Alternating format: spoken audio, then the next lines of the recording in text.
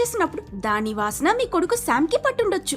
అందుకే దాని బిడ్డని వెతుకుతూ వచ్చిన ఆ తల్లి మాన్స్టర్ మీ కొడుకు శామ్ పై వాసన చూసి దాని బిడ్డ అని అపార్థం చేసుకుని అతన్ని తీసుకువెళ్లిపోయింది. సో గుడ్ న్యూస్ ఏంటంటే ఆ మాన్స్టర్ తన బిడ్డ అనుకుంటుంది కాబట్టి మేబీ మీ కొడుకు శామ్ ఇంకా బ్రతికే ఉండొచ్చని చెప్తాడు.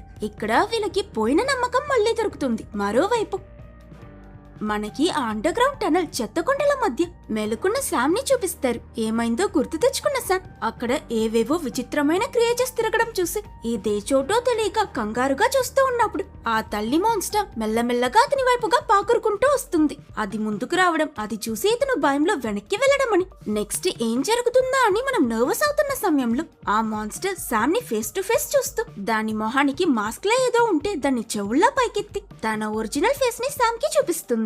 తన బిడ్డ అనుకుని ఈ మాన్స్టర్ నవ్వుతూ మురిసిపోవడం, దాన్ని నవ్వు చూసి పుల్లి శామ్ ఏడ్చుకోవడం అని ఒకరి పాయింట్ ఆఫ్ వ్యూ ఒకరికి అర్థం కాదు.